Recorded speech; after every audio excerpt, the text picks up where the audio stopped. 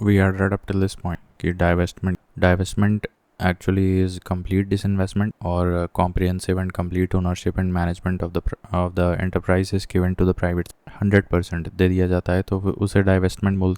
Now the main objective of current disinvestment policy of Indian government are as follows: to give participation to citizens in public sector enterprises while maintaining government control in management by retaining at least 51% holding in the. तो participation to citizens in public sector enterprises, in fact यहाँ citizens के बजाय private players होना चाहिए. To give participation to private players in public sector enterprises while maintaining the government control in management by retaining at least 51% or more holding in the public sector enterprises to ensure better corporate governance in public sector enterprises. ठीक है, corporate governance improve करने के लिए या efficiency, innovation, competitive environment, profit growth, ये सब करने के लिए डिसइन्वेस्टमेंट पॉलिसी इंडियन गवर्नमेंट लेके आई थी. The amount obtain from the disinvestment goes into the national investment fund which was created in 2005 to invest in social sectors. ठीक है, so NIF was formed in 2000 for channelizing the proceeds from disinvestments of CPSEs. Select public sector AMCs were entrusted with the management of NIF corpus. 75% of the corpus went to social sectors schemes and 25% went to capital requirements revivable public sector enterprises. So select public sector AMCs were entrusted with the job of maintaining and managing the NIF corpus, and 75% of the corpus went to social schemes and 25% went to the capital requirements revivable PSCs. तो जो जिनका performance थोड़ा ख़राब चल उनको improve करने के लिए वो खर्च किया जाएगा 25% ऑफ द कॉर्पस अमाउंट. अभी before telling where is Bhilai steel plant या where is Bokaro steel plant, look out for some patterns like Bhilai starts with a character B. Similarly, Bokaro starts with a capital B. Right. Then another fact is Bhilai में L 2 बार आ रहा है and Bokaro में O 2 बार आ रहा है. This means कि it will be constructed with the assistance of that niche जिसके नाम में 2 बार similar character आता है. That is SR. ठीक है. That is how I have learned it. Now year आपको important याद करना पड़ेगा. So Bhilai was 1959 4th of February. Whereas Bokaro was 1964. 1964 update important नहीं है. सो बोकारो वॉज इन और भिलाई तो ये छत्तीसगढ़ में है. ठीक है, भिलाई इज़ इन छत्तीसगढ़ में है. ओके एंड हाँ ठीक है. देन तो ये हो गया Bhilai 1959 4th of February with the help from USSR. Then Bokaro, that is 1964, again with the help from USSR in Jharkhand. Right, then we have another one that is Rourkela steel plant, and now this is 3rd of February 1959. Now this is with the help from Germany's aid. ठीक है, Germany की मदद से रौरकेला में बनाया गया था. उड़ीसा में पड़ता है Rourkela. Now this is the first integrated steel plant in public sector in India on 3rd February 1959. तो ये फर्स्ट छोड़ो, ठीक है, क्योंकि सिर्फ एक ही दिन पहले बनाया गया. भिलाई एक दिन बाद बनाया गया. ठीक है, इसके बाद ये है NINL. ये मेरे ख्याल से नीलांचल इस्पात निगम लिमिटेड और ये जाजपुर उड़ीसा में है. This is some other small isolated steel plant which is not under the SAIL's administration. ठीक है, तो बाकी सब तो सेल में आते हैं, जैसे बोकारो स्टील प्लांट, रौरकेला भी वगैरह सब के सब सेल में. Then Indian institute of diamond, ये तुम्हारा सूरत में बनाया गया था 1978 में. ठीक है. Then major centres of cement production are as follows. जैसे कटनी एक जगह है, ये MP में. फिर तिरुनेलवेली ये तमिलनाडु में पड़ती है. चुर्क ये उत्तर प्रदेश में पड़ती है. सिक्का ये गुजरात में पड़ता है. विजयवाड़ा, आदिलाबाद एंड करीमनगर आंध्र प्रदेश में पड़ता है. और चित्तौड़गढ़ ये राजस्थान में पड़ता है. ये सारे के सारे जगह हैं सीमेंट्स के लिए, प्रोडक्शन के लिए बहुत फेमस हैं. तो इसमें आंध्र प्रदेश में काफ़ी ज़्यादा लोकेशन और राजस्थान में भी. तो आंध्र प्रदेश में याद रखना है Vijayawada, Adilabad and Karimnagar. Vijayawada, Adilabad and Karimnagar in Andhra Pradesh, Chittorgarh in Rajasthan, Katni in Madhya Pradesh and Churk in Uttar Pradesh and Tirunelveli in Tamil Nadu. तो ये सारे के सारे सेंटर्स सीमेंट प्रोडक्शन के लिए बहुत इंपॉर्टेंट है. सम अदर इंडस्ट्रियल सेंटर्स, मूरी इन झारखंड, ये फेमस है एल्यूमिनियम के लिए. ठीक है, और पनकी कानपुर में फेमस है फर्टिलाइजर्स के लिए. ठीक है, तो Muri is a place in Jharkhand very famous for aluminium, और Panki in Kanpur is famous for fertilizers. Then fertilizer industry और कहाँ स्थापित की गई है, आंवला नामक जगह में की है, ये भी मेरे ख्याल से उत्तर प्रदेश में ही पड़ता है आंवला। सो वो भी फर्टिलाइज़र के लिए जाना जाता है। ओके, तो हम ये कर रहे थे कि कहाँ कहाँ पे कौन से इंडस्ट्रियल सेंटर हैं, फैक्ट्री सेंटर हैं, ठीक है। तो आंवला नामक जगह पे फर्टिलाइज़र बनता है, और मोदी नगर, ये यहाँ पे रबर का काफ़ी इंडस्ट्रियल हब है। मोदी नगर रबर के लिए जाना जाता है। बाराबंकी पॉलीफाइबर, पॉलीमर वगैरह पॉलीफाइबर के लिए जाना जाता है। टेक्निकल टेक्सटाइल भी बोलते हैं इनको, पॉलीफाइबर्स। देन कानपुर ये एक्सप्लोसिव्स के लिए बोला है। कोयम्बटूर आपका ये कॉटन टेक्सटाइल्स के लिए जाना जाता है। और कपूरथला ये रेल कोच के लिए जाना है, ठीक है। इसमें इंपॉर्टेंट है कोयम्बतूर कॉटन टेक्सटाइल के लिए जाना जाता है। और बरौनी एक जगह है, मेरे ख्याल से बिहार में है, पेट्रोलियम रिफाइनिंग के लिए जाना जाता है, बरौनी। देन एक ये नेशनल रिन्यूअल फंड बनाया गया था 1990 to provide social security to fulfil the interests of the workers who may be affected by the technological upgradations, modernisation and restructuring of और closure of sick units through its employees assistance centers which provide training for retrenched और VRS holding workers। तो national renewal fund 1992 में बनाया गया था उन लोगों के लिए बेसिकली जो पहले किसी ऑर्गेनाइजेशन में एम्प्लॉय थे, लेकिन मॉडर्नाइजेशन और टेक्निकल अपग्रेडेशंस की वजह से या फिर कोई सिक ऑर्गेनाइजेशन के बंद हो जाने की वजह से वो अपने जो है एम्प्लॉयबिलिटी खो चुके हैं। तो उनके लिए एम्प्लॉयज़ असिस्टेंट सेंटर्स बनाए गए हैं which will provide further training in some other field so that they can find gainful employment once again। उनके लिए एक एम्प्लॉयज़ असिस्टेंस सेंटर्स हैं under this national renewal fund. तो एक तरह से सोशल सिक्योरिटी और ट्रेनिंग वगैरह करने के लिए ये बनाया गया था 1992 में। And it was applicable for 10 years। In India, an employee must be 40 years or above or must have completed 10 years service to apply for the voluntary retirement। तो या तो उसकी उम्र 40 साल से ऊपर हो या फिर उसने 10 साल दिए हों किसी ऑर्गेनाइजेशन, तब जाके वो VRS ले, ठीक है। और ये जो स्कीम थी नेशनल रिन्यूअल फंड, ये 10 साल के लिए एप्लीकेबल थी। देन तो 1992 से आप 10 साल जोड़ लो, 2000 ख़त्म हो गई। तो कांडला 1965 ये एशिया का पहला एक्सपोर्ट प्रोसेसिंग जोन बनाया गया था। एशिया का first export processing, it is today's India's largest multi product functional. तो ये भी सवाल बन सकता है सबसे पुराना SEZ कौन सा है, तो कांडला है, गुजरात में 65 में बनाया, और एशिया में फर्स्ट एक्सपोर्ट प्रोसेसिंग जोन के रूप में जाना जाता है। Then there are primarily 3 factors that restrict industrial development. एक तो लो कैपिटल फॉर्मेशन, दूसरा है कि लैक ऑफ टेक्निकल स्किल्स है, और लैक ऑफ इंफ्रास्ट्रक्चर भी है, and limited purchasing power among the larger mass. तो ये 3 कारण हैं जिसकी वजह से हमारा इंडस्ट्रियल डेवलपमेंट नहीं हो पाता इंडिया, ठीक है। हालांकि अभी कोशिश की जा रही है काफ़ी, बट अब दिक्कत है। तो कांडला में Asia's first export processing zone बनाया, और कह सकते हैं इंडिया का पहला, ये कांडला 1965 में। और इंडिया में इंडस्ट्रियल डेवलपमेंट क्यों नहीं हो पा रहा है? Because of 3 reasons: lack of capital, low capital formation, lack of technological skills, technical infrastructure, and तीसरा है कि लार्जर की जो परचेजिंग पावर है वो बहुत कम है। अभी लेबर इंटेंसिव इंडस्ट्रियल सेक्टर्स कौन कौन से हैं? तो जैसे रेस्टोरेंट हो गया, माइनिंग, हेल्थ केयर हो गया, एग्रीकल्चर हो गया, होटल्स हो गए। तो ये सारे जो सेक्टर्स हम बता रहे हैं, इसमें बहुत सारा इंटेंस लेबर वर्कफोर्स ज़रूरत पड़ती है। रेस्टोरेंट हो गया या mining, health care, agriculture, hotels, इन सब में वर्कफोर्स काफ़ी ज़्यादा चाहिए, human resource. So it employs more hand. Then doctor C Rangarajan headed the committee on deregulation of sugar sector. अभी मैं 3 बार ये पढ़ रहा हूँ इनका। सी रंगराजन का एक बार हमने पढ़ा था 1990, मेरे ख्याल से RBI के गवर्नर भी बने थे, और फिर कमीशन ऑन डिसइन्वेस्टमेंट बनाने में इनका योगदान। अभी यहाँ पे एक और चीज़ पढ़ रहे हैं कि he headed the committee on deregulation of the sugar sector. The deregulation occurred in 2013 and 2014 with an aim to improve the financial health of the sugar mills, enhance their cash flows and reduce inventory costs, timely payment of cane price to sugar cane farmers. Main objective ये कि मिल में किसान गन्ना ले आते थे लेकिन उनको टाइमली पेमेंट नहीं मिलता था, तो उसके लिए ये था कि timely payment of sugar cane prices to the farmers. बाकी तो ठीक है कि improve the health of the sugar mills and enhance the mills cash flows and reduce the inventory costs, ये सब था सेकेंडरी ऑब्जेक्टिव। तो इस कमेटी को हेड किए थे C Rangarajan, the committee to deregulate the sugar prices, ठीक है।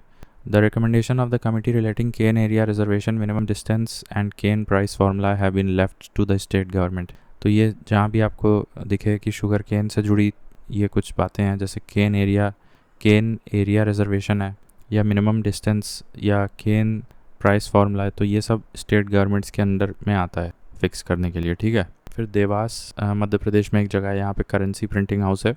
और वुलन होइजरी के लिए लुधियाना जाना जाता है, सिल्क होइजरी के लिए बेंगलुरु। इन दोनों में कन्फ्यूजन होता है, सिल्क होइजरी के लिए बेंगलुरु एंड वुलन होइजरी के लिए, एंड देवास एमपी में ये करेंसी प्रिंटिंग हाउस है। Then 4 factors determining the nature and size of the industry, तो उसमें कैपिटल इन्वेस्टमेंट कितना है, लेबर फोर्स कितनी है, एंड पावर कंजम्पशन कितना है, एंड बिजनेस टर्नओवर क्या है। तो बिजनेस टर्नओवर तो सबसे लास्ट में आता है। सबसे पहले क्या देखा जाएगा, कैपिटल इन्वेस्टमेंट उसमें कितना है, कैपिटल इन्वेस्टमेंट, फिर लेबर और पावर कंजम्पशन कितना है, और तब जाके देखा जाएगा बिजनेस टर्नओवर। फिर ये एक है डिस्ट्रिक्ट मिनरल फाउंडेशन। तो district mineral foundation is a part of MMDR Act 2015. District Mineral Foundation is a non-profit body in those districts which are affected by the mining works to work for the interest and benefit of persons affected by the mining related operations. So it is funded through the contributions of the miners. Its jurisdiction comes under the state government, ठीक है। Then 2016 में US companies contended that India's solar mission gives preference to procurement of solar panels with Indian content, and this is one type of non-tariff barrier. Thus, domestic content requirement rule of Government of India is discriminatory between domestically produced goods and imports with respect to taxation. इस पूरे वाक्य में ये केवल ये एक phrase important है, domestic content requirement, ठीक है। ये गवर्नमेंट ऑफ इंडिया का एक कह सकते हैं रिक्वायरमेंट है। जैसे इंडिया का सोलार मिशन ले लो, तो it gives preference to the procurement of solar panels with Indian content, ठीक है, with domestic content, and this is one type of non tariff barrier. तो अगर कल को जैसे मान लो हमें हमारे यहाँ AC आ रहे हैं, ठीक है, या कह सकते हैं कोई Xiaomi का फ़ोन आ रहा है, तो अगर गवर्नमेंट ऑफ इंडिया उसमें कोई रिक्वायरमेंट लगा दी कि इसका जो कैमरा है वो इंडिया में ही बनना चाहिए, ठीक है, इंडियन कंटेंट होना चाहिए, that will be called as a domestic content requirement rule imposed by government of India, which is a sort of non-tariff barrier, जिसी के against 2016 में US companies are raised complaint। फिर IREDA ये 1987, ये एक public limited है और अब तो लिस्टेड भी हो गई है। सो IREDA 19 established as public limited government company NBFC की श्रेणी में भी आती है, और ministry of new and renewable energy ministry के अंतर्गत आती है। अब ये KVIC अलग चीज़ होती है और KVK अलग है, कृषि विज्ञान केंद्र अलग है, और ये खादी विलेज इंडस्ट्रियल कॉरपोरेशन है। आई थिंक इसका फुल फॉर्म एक बार चेक करना, खादी विलेज करके कोई फुल फॉर्म है। So this was made in 1957 way back, बहुत पुरानी बॉडी है ये। इसका हेडक्वार्टर मुंबई में है, KVIC took over the all India KVIB through the KVIC act 19, तो इसका स्टैचूट भी बन रखा है KVIC एक्ट 1956, ठीक है। तो KVI हेडक्वार्टर्स ये कहाँ है, ये मुंबई में है, और in April 1957 it took over the work of former all India Khadi and village industries board. तो आई थिंक इसका फुल फॉर्म है Khadi and village industries commission, ठीक है, Khadi and village industries commission. So this was made in 1957 Mumbai, ठीक है, और इसका statute भी 1956 का। देन डाइमलर एक UK की Britain as well as UK की गाड़ी की कंपनी का नाम है। BMW is German, Renault is France. देखो फ्रांस में ना एक कॉमन चीज़ पाओगे, जैसे AULT से काफ़ी शब्द एंड होते हैं। जैसे जो हमारा अभी राफेल जहाज़ है वो डसाल्ट एविएशंस की कंपनी का है, तो यहाँ रेनॉल्ट भी देख लो AULT से एंड हो रहा है, डसाल्ट भी AULT से एंड हो रहा है, so that means belonging to France. Volkswagen तो जानते ही हैं कि ये जर्मन है, but Daimler British and UK था, और BMW में थोड़ा कन्फ्यूजन हो सकता है। सो BMW में सिर्फ म्यूनिच याद कर लो तो उससे भी काम चलेगा, ठीक है, because then you know that Munich is in Germany, ठीक है। फिर गेस्ट कीन विलियम्स कंपनी, ये क्या है? So it is an engineering company currently engaged in industrial warehousing. ये एक इंजीनियरिंग कंपनी है, इंडस्ट्रियल वेयर हाउसिंग का काम करती है हावड़ा वेस्ट बंगाल में, and investment and treasury operations on all India basis. तो गेस्ट कीन विलियम्स, ये erstwhile known as Guest Keane Williams Limited, is a leading player in the field of integrated warehouse tech solution in Kolkata, ठीक है। तो Guest Keane Williams is an Indian engineering firm started in Howrah, West Bengal in थोड़ा सा और देख लेते। Guest Keane Williams is an Indian engineering firm started in Howrah, West Bengal in 1920 by Henry William. Its main business was manufacturing nuts and fasteners in collaboration with Guest Keane and Nettlefolds of Birmingham. Later, the company went to become a major manufacturing and engineering enterprise in Howrah and Kolkata. The company's main manufacturing facilities are still located in at Curie Road in Howrah. Its registered office at Shakespeare Sarani in Kolkata, West Bengal. So all the divisions of the company were affected due to the industrial slowdown in the capital goods industry in the 1990s, and the company continued to lose market due to sluggish demand. Was eventually referred to BFIR, Board for Industrial Financial Reconstruction. Then the company laid off majority of its workforce at its Curie Road unit at Howrah and remained locked out until date. In 2004, Guest Keen Williams Limited delisted itself from the Calcutta and Mumbai stock exchanges. It is currently listed only at the National Stock Exchange of India. Currently, the company's operations elsewhere in India remain downsized considerably, but it still manufactures fasteners and safety pins from an amazingly antique factory. Okay, so quite a history about that company. ठीक है, industrial warehousing and logistics company in Howrah West 1920s में बनाई गई थी. अभी national stock exchange पे listed है ये. देन NCEUS क्या होता है ये? It is formed under the chairmanship of Arjun Sen Gupta.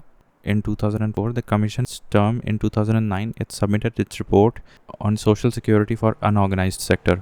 So बस इतना याद कर सकते हैं. नेशनल कमीशन ऑन, इसका फुल फॉर्म नहीं पता है, तो ये अभी बंद भी हो चुका है. बस committee was headed by which person related to what, बस इतना याद कर लेते हैं. इसका फुल फॉर्म देख, national commission for enterprises in the unorganised sector. ठीक है, national commission for enterprises in unorganised sector. तो सेन गुप्ता थे कोई इसके कमिटी के हेड, चेयरपर्सन. ठीक है, Arjun Sen Gupta. So he was the chairman of this national commission for enterprises in unorganised. इसने 2010 में अपना रिपोर्ट बना दिया, क्या मतलब 2009 में दे दिया था, और उसके बाद फिर ये कमीशन बंद कर दिया गया था. इसके बाद 1903 में देखो, ये फर्स्ट शुगर मिल है, ये प्रतापपुर देवरिया में खोली गई थी, और टिस्को से 4 साल पहले. ठीक है, first sugar mill of Uttar Pradesh Deoria. Then first jute mill ये आपका रिसरा बंगाल में खोला गया था. एंड 1830 में first attempt to make iron and steel by Josiah Marshall, a British civil servant in Porto Novo Madras. तो इनका नाम याद करना है, ये ब्रिटिश सिविल सर्वेंट थे, Josiah Marshall. He made the first attempt to make iron and steel in India in 1830 from Porto Novo Madras. Josiah Marshall 1830. 1818 में first attempt at textile mill Fort Gloucester, but it failed. Then KG and Dabir first cotton mill, fully functional first cotton mill, जो फिर काफ़ी लंबे समय तक काम भी करी थी. तो 1818 में first fail attempt at cotton mill, that is Fort Gloster वाली, और 1854 में तो फिर चल पड़ी थी KG and Dabir. मेरे ख्याल से मुंबई में है ये KG and Dabir मिल. देख लेते हैं ये कहाँ है. Second cotton mill in India was established and was named Bombay Spinning and Weaving Company. This mill is said to have the true foundation of the modern cotton industry in India. ठीक है, तो ये बॉम्बे में होगी और क्या. ठीक है, इसके बाद फिर 1830 में हमने देख ही लिया था कि ये Josiah Marshall first person to take an attempt on the manufacture of iron and steel in 1830 from Porto Novo Madras. फिर फर्स्ट जूट मिल ये आपका रिसरा इन बंगाल बना. Moving on, India aims to become $5 trillion economy by 2024. हो पाया क्या? अभी तो 4 ट्रिलियन के आसपास हैं हम लोग. Gandhian socialist economy is based on decentralization, equal distribution of resources without any exploitation and violence. Self-employment and self-reliance are key features of Gandhian self-sufficient economy. ये point important है. Self-employment and self-reliance are two key features of Gandhian self-sufficient economy. ठीक है. Then market prices से factor cost पे convert करना है, तो indirect tax को घटाना होगा. अभी जैसे GDP देखा जाए तो मार्केट प्राइस पे काफ़ी ज़्यादा आती है, फिर कई उसमें से चीज़ें घटाई जाती हैं, तब जाके वो एट कांस्टेंट प्राइस आती है. तो देखते हैं क्या है ये. जैसे मार्केट प्राइस से तुम इनडायरेक्ट टैक्स हटा देंगे तो तुम्हें जो मिलेगा दैट इज़ फैक्टर कॉस्ट. ठीक है. देन अगर फर्दर डेप्रिसिएशन भी घटा दोगे तब तुम्हें नेट मिल जाएगा, ग्रॉस से नेट मिल. Then if you subtract net foreign income from abroad we get domestic product from national product. ये भी एक पॉइंट है. Net foreign income from abroad को अगर एडजस्ट कर दोगे तो तुम्हें क्या मिलेगा? तुम्हें नेट नेशनल प्रोडक्ट मिल जाएगा. अभी वीडियो में अरे लाइट चले था, नहीं बार लाइट गई. तो ये कर रहे थे, जैसे हमने ये किया था नेशनल इनकम जो होती है, या नेशनल प्रोडक्ट बोलो. ठीक है, तो नेशनल प्रोडक्ट. ओके, सो ये जो नेशनल प्रोडक्ट होता है ना, this also includes foreign income. What is required is you have to subtract net foreign income from the national product, then you will get the domestic product, net domestic product, not net. You will only get the domestic product, and then उसके बाद उसमें से depreciation घटा दोगे तो net domestic product मिल जाए। और फिर उसमें क्या बताए थे कि इनडायरेक्ट टैक्सेस घटा दोगे और एट फैक्टर कॉस्ट मिल जाएगा। तो ये सब कैसे करना है, ये सब ट्रिक्स पता होनी चाहिए। The national income can be defined as net national product at factor cost.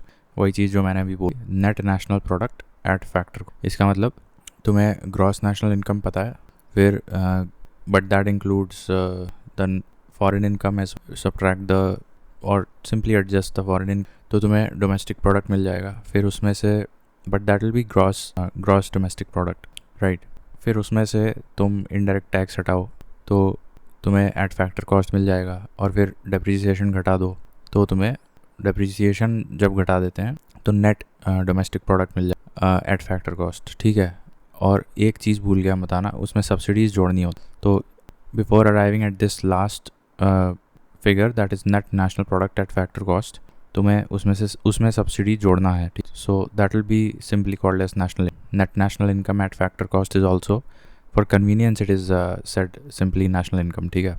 Then अब जीडीपी एस्टिमेशन करने के लिए कई तरीके होते हैं। अब जैसे ये तरीका है बहुत फेमस, चिग्ज़म बोलते हैं इसको, चिग्ज़म CIG और ब्रैकेट में X-M, तो ये कंजम्पशन है, ये इन्वेस्टमेंट है, ये पता नहीं क्या है। फिर ब्रैकेट में एक्सपोर्ट माइनस इम्पोर्ट, ठीक है।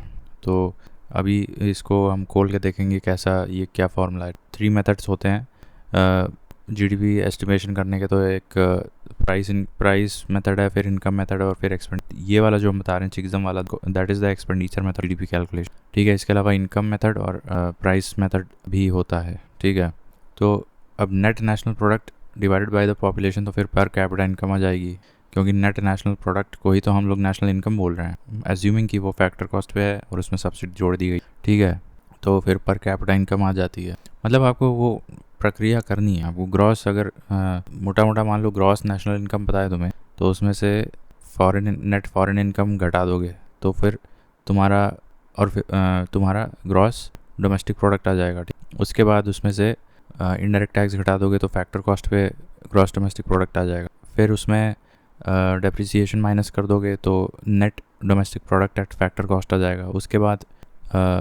उसके बाद क्या है कि ये नेट हो जाएगा। उसके बाद सब्सिडीज़ जोड़ दोगे तो तुम्हारी सिंपली नेट नेशनल इनकम आ जाएगी, और उसको पॉपुलेशन से डिवाइड कर दो तो पर कैपिटा इनकम आ जाएगी। फिर Amartya Sen's welfare economics has 3 points, ठीक है। अब अमर्त्य सेन की ये एक welfare economics, it should be people oriented and economic security to the poorest of the, ये दूसरा पॉइंट है। और तीसरा है safeguards against integration with the world economy. मतलब ऐसा नहीं है बिल्कुल ही, you should not be always 100% open economy, क्योंकि फिर दिक्कत हो सकती। तो कुछ ऐसे इमरजेंसी सेफ गार्ड मैकेनिज्म्स होने चाहिए ताकि वर्ल्ड इकोनॉमी से आप ज़रूरत पड़ने पे शील्ड कर सके अपने आप को। तो ठीक है, 3 पॉइंट्स बताए थे अमर्त्य सेन ने वेलफेयर इकोनॉमिक्स में। एक था कि इकोनॉमी या economics for the poorest of the poor, और एक था कि there should be safeguards against integration with the world economy, और पहला था the economics should be people oriented. तो ये 3 पॉइंट है। He was of the opinion that planning in India should be people oriented rather than commodity oriented. और ये last में एक पॉइंट और याद कर सकते हो तो कर लो, the planning in India should be people oriented rather than commodity oriented. Then Hindu rate of growth, ये क्या होती है? वही जो हमने बताया नेशनल इनकम या net national product at factor cost, उसी को हम लोग हिंदू रेट ऑफ ग्रोथ, मतलब it is synonymous to the our net national product. The concept of Hindu growth rate was given by professor Raj Krishna, ठीक है। तो हिंदू ग्रोथ रेट का कॉन्सेप्ट दिया था प्रोफेसर राज कृष्णा ने। And when the wages are less than prices, low labour proportion in gross national product. ये क्या मतलब है? Wages are less than the prices, तो low labour proportion in the gross national product. तो जब प्राइस बहुत ज़्यादा होगी और वेजेस बहुत कम होंगे तो कोई लेबर बनेगा ही नहीं, है ना। तो लेबर से जो आने वाला धन है which is forming a part of gross national product, वो कम हो जाएगा, ठीक है। यही तो सिंपल बात है। The share of public sector in the GDP has decreased in the last 10 years. तो जीडीपी में पब्लिक सेक्टर का योगदान पिछले 10 साल में तो घटा है, बिल्कुल लिनियरली घटा है, बिल्कुल एक समान रेट से घटा है, that can not be said. But पिछले 10 साल में the share of public sector enterprises या इन जनरल पब्लिक सेक्टर का योगदान जीडीपी में घटा है पिछले 10 साल में। Structural adjustment is a gradual multi-step process while stabilization is a quick adaptation process, ठीक है। ये फेज्ड मैनर में किया जाता है structural adjustment, whereas stabilisation is a quick adaptation process. तो जैसे बाई मंथली RBI की मॉनेटरी पॉलिसी, तो that can be set something like a stabilisation. Whereas structural adjustment करें तो धीरे धीरे मतलब 5 साल में इतना कर देंगे कम, फिर 10 साल में उतना कर देंगे कम, तो that will B structural adjustment. Now, one of the reasons for India's occupational structure remaining same, more or less the same over the years, occupational structure हमारे यहाँ का पिछले कई सालों से सेम क्यों है? It is because that the investment pattern has been directed towards capital intensive industry. एक ये स्क्यू हमें देखने को मिलता है, investment pattern has been directed towards capital intensive industry, ठीक है, हमारे यहाँ ये दिक्कत। Apart from that, there are chiefly 6 drivers of economic growth. अब ये कर सकते हो नेचुरल रिसोर्सेज, तो of course physical capital, infrastructure, तो बिल्डिंग हो गई, रोड हो गया, कनेक्टिविटी हो गई, एयरपोर्ट हो गए, पोर्ट्स हो गए, हार्बर्स हो गए, ठीक है, वेयर हाउसेज हो गए, तो that will come under the physical capital, infrastructure, labour या फिर ह्यूमन रिसोर्स कह सकते हैं। और उसी ह्यूमन मतलब पॉपुलेशन को जब तुम एजुकेटेड और स्किल प्रदान कर देंगे, then that will behave as a human capital. And then the law and the technology, ये तो बेसिकली 6 चीज़ ड्राइव करती है किसी भी नेशन के इकोनॉमिक ग्रोथ को। ये मेंस के लिए बहुत इंपॉर्टेंट मतलब फॉर्डर मटेरियल है। तो उसमें टेक्नोलॉजी, लॉ तो लास्ट में आता है, ठीक है, नेचुरल रिसोर्सेज सबसे पहले पे आता है, फिर फिजिकल कैपिटल, इंफ्रास्ट्रक्चर है, फिर पॉपुलेशन है या लेबर कह सकते हैं, फिर ह्यूमन कैपिटल है, उसके बाद टेक्नोलॉजी एंड द लॉ है, राइट। और एक हमारे यहाँ की दिक्कत क्या थी, the investment pattern has been skewed towards capital intensive industries, right? The per capita of India was rupees 20 in 1867-68.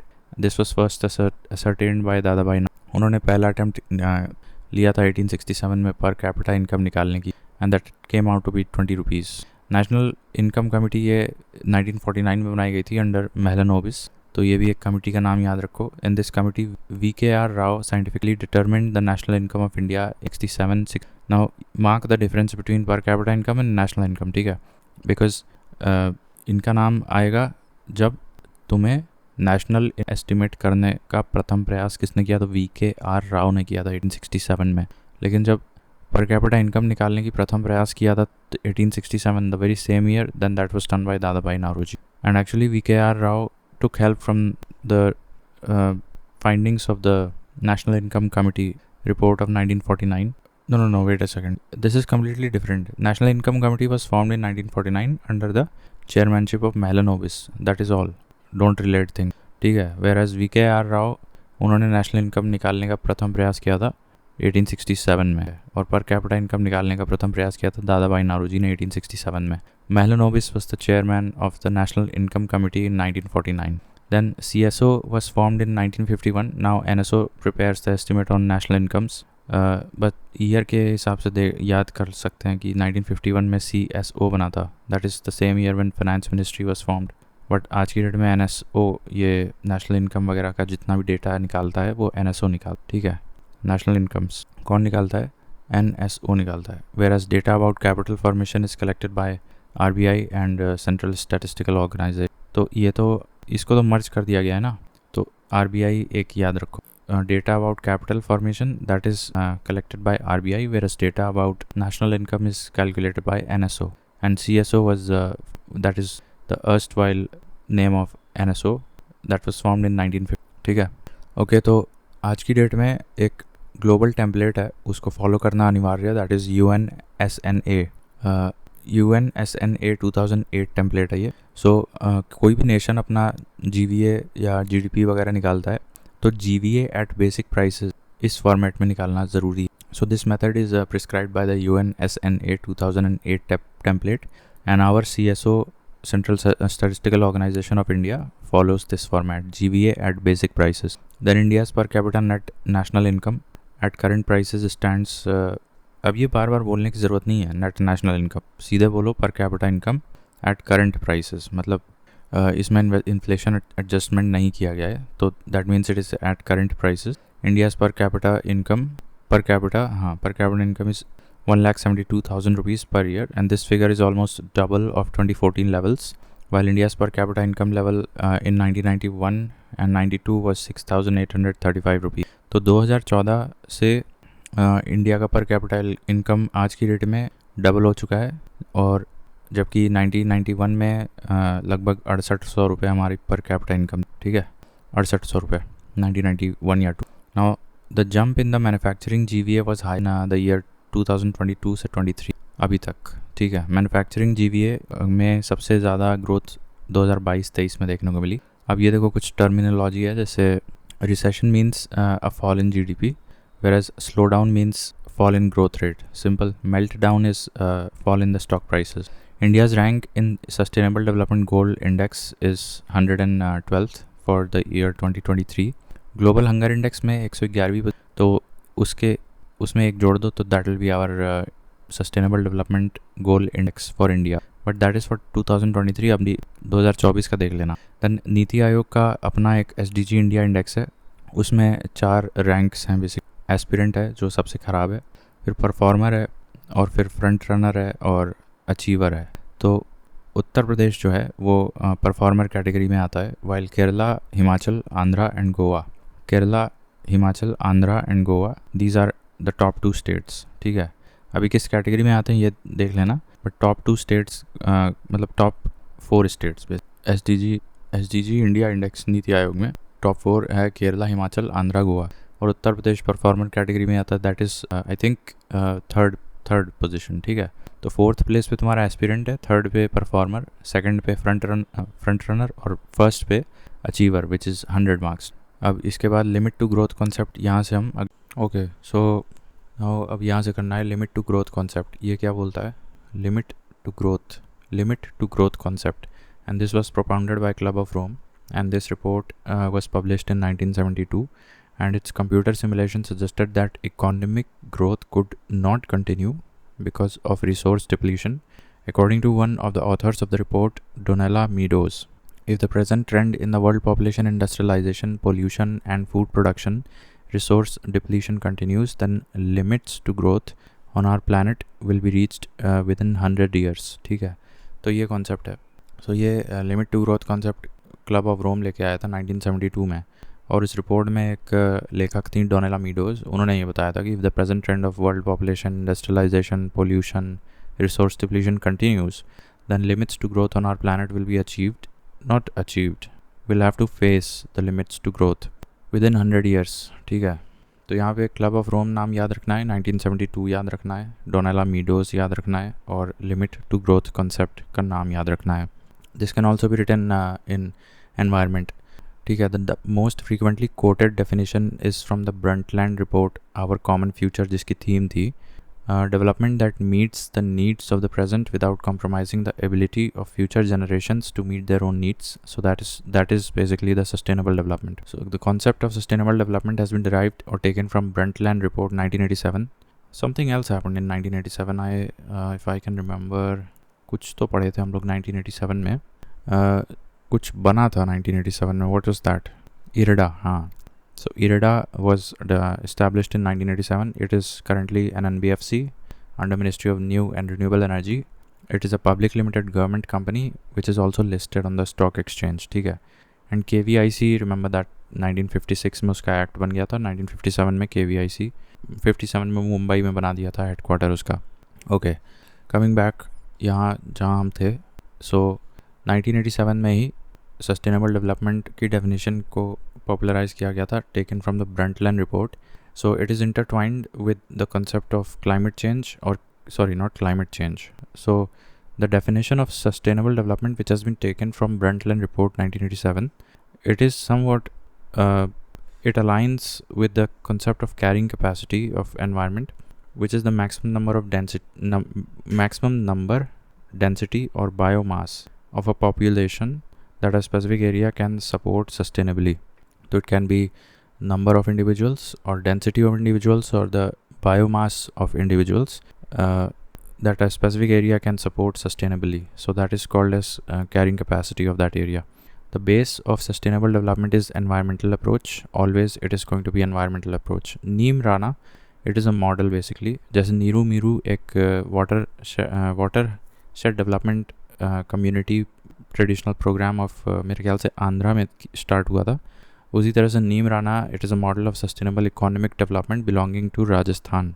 तो ये ट्रेडिशनल प्रैक्टिस है नीम Rana, sustainable economic development in Rajasthan, and India signed a pact with Norway for blue economy for sustainable development. तो ये पूछ सकता है blue economy for sustainable development किन दो देशों के बीच साइन हुआ, तो दो, that was between India and Norway. ठीक है.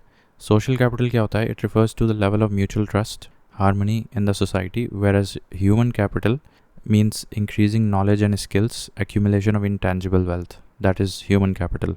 Then human capital index में ये वर्ल्ड बैंक के द्वारा इशू किया जाता है since 2018, and India ranked 118th in the human capital index in 2023. बहुत ही बेकार रैंकिंग है. whereas Singapore and Hong Kong are top 2. Singapore and Hong Kong are top 2 ranked in the human capital index. And इसके पहले हमने बताया social capital और human capital में क्या डिफरेंस होता है. अब इसको हम ऐसे देखें तो good human capital can translate into social capital, right. तो स्टेप्स फॉर इंक्लूसिव गवर्नेंस क्या हो जाएगा? सो increasing government spending on public health. Inclusive governance तो वही हो गया ना, मतलब जितना ज़्यादा डाउन ट्रॉडन कम्युनिटीज़ को केटर करेगी सरकार उतना वो होएगा, इंक्लूसिव गवर्नेंस हो जाएगा. देन स्ट्रेंथनिंग द, तो इसमें ये भी आ जाएगा मिड डे मील वाला. Mid day meal scheme will also sort of further the inclusive governance. Then steps क्या ले सकते हैं, जैसे सेल्फ हेल्प ग्रुप्स को प्रमोट करो, MSME सेक्टर को प्रमोट करो, implementation of right to education act जो 2009 में आया था. These are all steps towards more inclusive growth. बाकी सोशल जस्टिस, कास्ट एट्रोसिटीज़ कम करो. Currently source of savings in India in descending order. तो हाउस होल्ड सेक्टर का सेविंग्स सबसे ज़्यादा होता है हमेशा. उसके बाद प्राइवेट कॉर्पोरेट सेक्टर होता है, उनके पास सबसे ज़्यादा सेव्ड अमाउंट होता है बैंक्स में, ठीक है. उसके बाद फिर पब्लिक कॉर्पोरेशंस होते हैं और फिर लास्ट में जाके गवर्नमेंट होता है.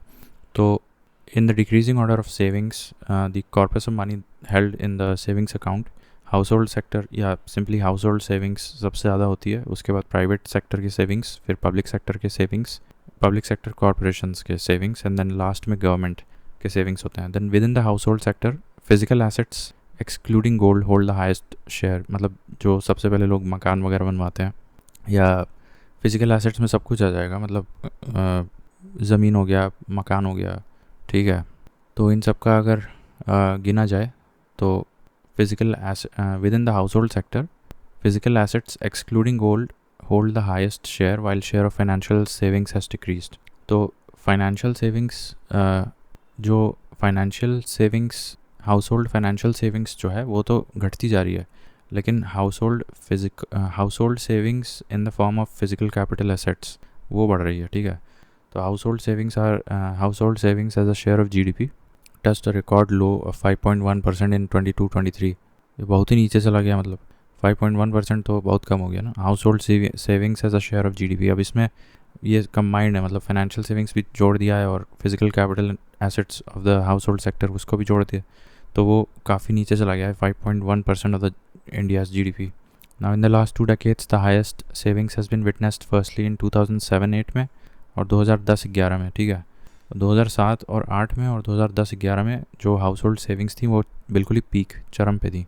Now causes behind slow growth in per capita income, या पर कैपिटा इनकम में वृद्धि में बहुत धीमे गति से हो रही है, वो उसका कारण है पॉपुलेशन राइज सबसे पहले, और इन्फ्लेशन है वो तो बाद में, फिर slow growth in agriculture and industrial sector. Then higher fiscal deficit can provide positive stimulus to sluggish economy. However, low per capita income is due to above reasons, plus low capital output ratio, plus high population. तो मतलब लो per capita income के कई कारण हो सकते हैं, जैसे ये तो बता ही दिए, पॉपुलेशन राइज है, इन्फ्लेशन है, लैक ऑफ इंडस्ट्रियल ग्रोथ है, या एग्रीकल्चरल ग्रोथ भी बहुत धीमी है, और उसके अन्य कारण हैं जैसे इंडस्ट्रियल ग्रोथ क्यों नहीं हो रही है. अच्छा एक सेकंड, हायर फिस्कल डेफिसिट मतलब सरकार को बार बार कर्ज पे डिपेंडेंट होना पड़ता है, बट वो कर्ज लेके क्या करेगा, पब्लिक एक्सपेंडिचर करेगा, तो उससे एक पॉजिटिव स्टिमुलस तो मिलेगा ही. एक धीमी गति से बढ़ती इकोनॉमी को थोड़ा सा पॉजिटिव स्टिमुलस मिलता है जब गवर्नमेंट एक्सपेंडिचर होता है. अब वो फिस्कल डेफिसिट मतलब डेट लेके आ रहा है, कर रहा है, तो how does it matter. However low per capita income is due to the above reasons, वो बता दिए, ठीक है. Despite having high savings, sometimes there is not significant increase in the output due to high capital output ratio. अब India के industrial scenario में ये एक बहुत बड़ी दिक्कत है. एक तो एक कारण हम ऊपर पढ़ चुके थे, हाई कैपिटल इंटेंसिव सेक्टर में इन्वेस्टमेंट जाता है सारा का सारा, तो एक तरह से स्क्यू हो गया है, ठीक है. और दूसरा है कि हाई कैपिटल आउटपुट रेशियो भी है इंडिया के इंडस्ट्रियल एफिशिएंसी के लिहाज से देखा जाए तो। मतलब पर यूनिट एक्स्ट्रा कैपिटल तुम डाल रहे हो, उससे कितने यूनिट का आउटपुट एक्स्ट्रा मिल रहा है, तो दैट इज़ वेरी लो, ठीक है। That is given by capital output ratio. Then highest per capita income कहाँ है इंडिया में? स्टेट्स में तो गोवा है, फिर सिक्किम है, फिर दिल्ली है, फिर अच्छा यूपी का जो पर कैपिटा इनकम है वो झारखंड से भी कम है। Please remember that is 83,000 rupees somewhere है। उत्तर प्रदेश का per capita income is even lesser than Jharkhand per capita income. And वैसे टॉप 2 स्टेट्स देखा जाए तो Goa and Sikkim are the top 2 states in terms of per capita income. और पर कैपिटा इनकम में कौन मेरे ख्याल से Delhi as a union territory top पे आ जाएगी, ठीक है। और अगर स्टेट्स और यूनियन टेरिटरी कंबाइंड की बात करें तो Goa, then Sikkim and then तीसरे पे दिल्ली।